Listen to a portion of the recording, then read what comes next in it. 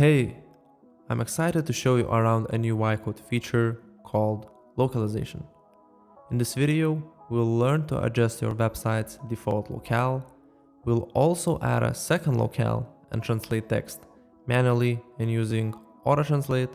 We'll also localize SEO settings and finally publish the website. Let's get started. In Ycode, I already have designed my website and it is built in English. That's a default locale of my website. The recommended practice would be to design your website first and then localize. You will find localization in the left sidebar. Every project in Ycode has default locale set to English. If you have designed in different language, you can edit language in settings. Then hit save. Let's now add a second locale. I'll hit plus and choose the language Lithuanian. In this list, you will find all the translatable elements. You can choose the category, pages, components, or CMS items. Let's start with pages. There are a couple of ways to translate your website. You can do it manually or use auto-translate. Clicking auto-translate here will translate all the items in pages. You can also hover on each page and translate page by page, or hover onto items and translate them one by one. For this example, let's auto-translate the entire homepage.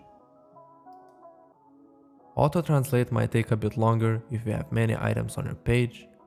All the translated elements will now have check icon on the right, and if you need to use the default locale's value, you can just reset the translation. You can also mark it done and filter items by translated or not translated. Let's now get into page settings for homepage. I will set page title and meta description. We'll hit save. Now back to localization. We'll search for homepage. We'll translate the page title and meta description. I will also translate navigation component.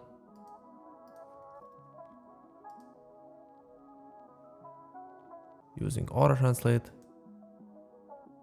And we're good for now. Let's open Canvas. So now, inside navigation component, I want to place locale selector.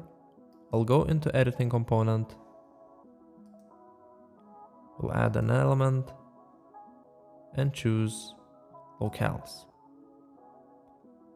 This element will display the selected locale by default.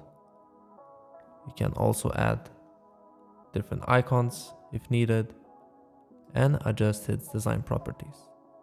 Let's do that now. I'll set font size to base, weight to medium. We'll remove the background, fully rounded corners, and a light border around. We'll also set text color to white and give a little more padding on the sides. Looking good.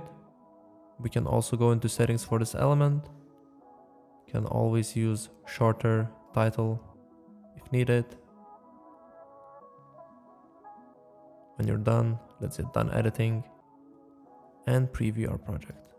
So my website loads in default locale English. I can now select second locale Lithuanian and see my homepage translated in Lithuanian language. I can also switch between pages. Let's go to contact page. Since we only made translation to homepage and navigation component, in contact page you will see the default locales values, in this case English. But this doesn't stop you to browse through the page in selected locale. That's it for this time. If you have any questions, join our community. For now, Thanks for watching and see you in the next one.